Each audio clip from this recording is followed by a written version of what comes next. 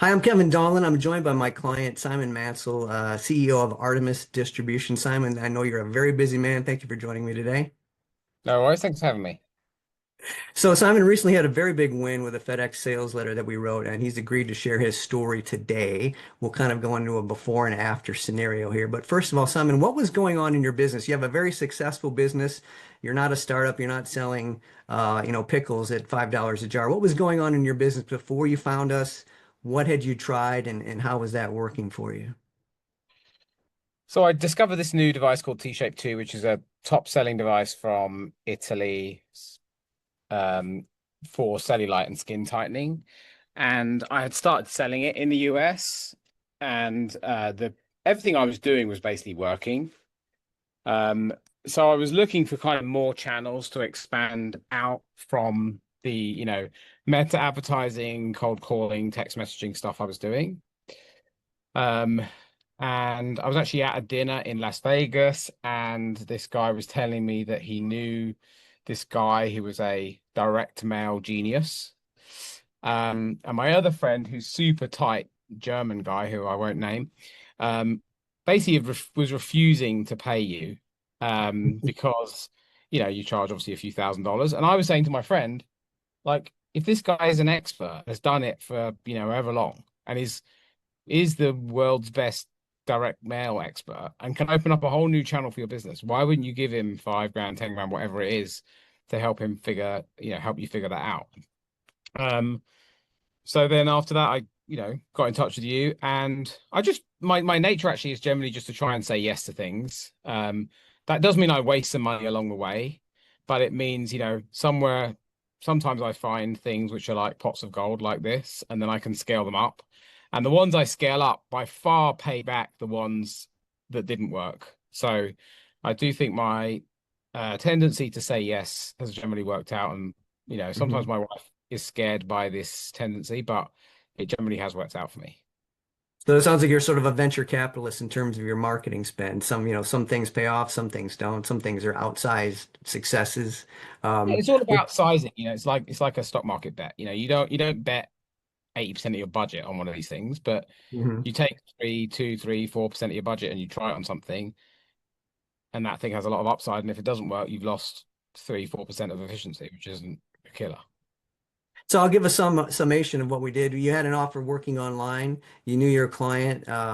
We refined that online offer that you'd proven over many months with hundreds of different ads, but we put it on paper, which is not something that everyone can do. You would have done it if you could have done that. But so having done that, what was your first, big wow that you experienced as a result of, we put together the letter, we sent it out by FedEx to a list of unconverted leads. What happened within about the first 10 to 20 days?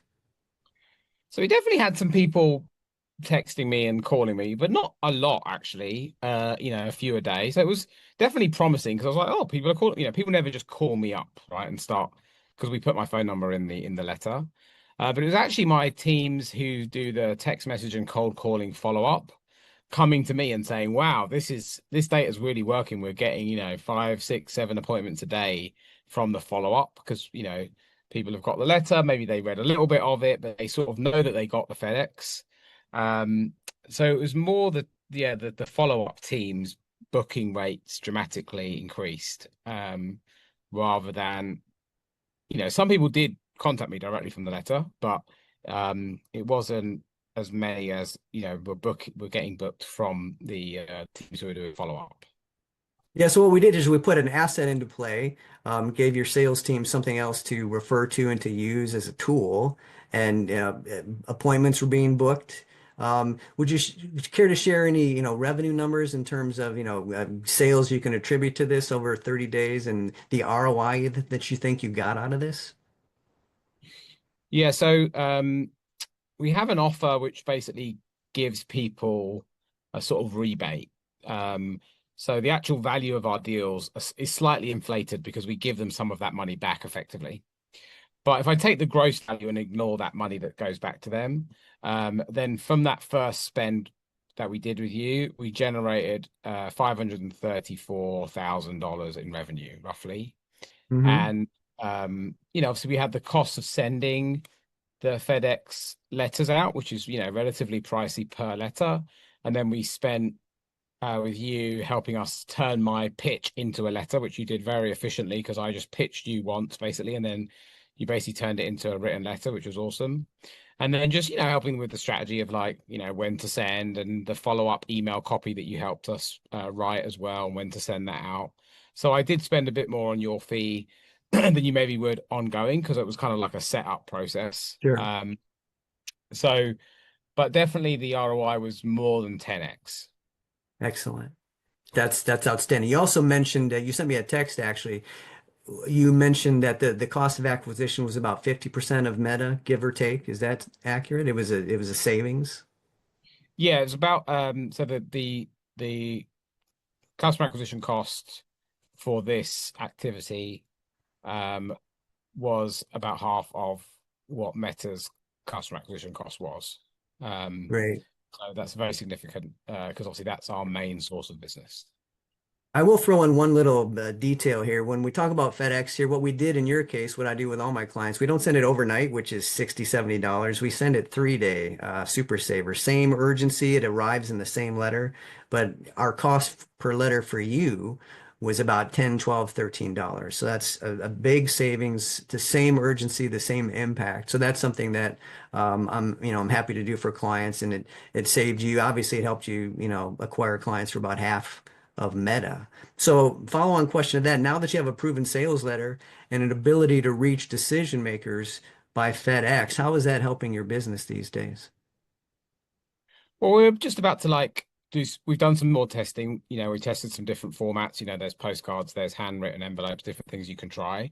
Um, we're just doing another big batch of letters. The plan is basically to start sending a regular amount per week and then have our teams follow up on that. So it will just become like another channel, like another Meta. So Hmm. it just becomes like a BAU channel.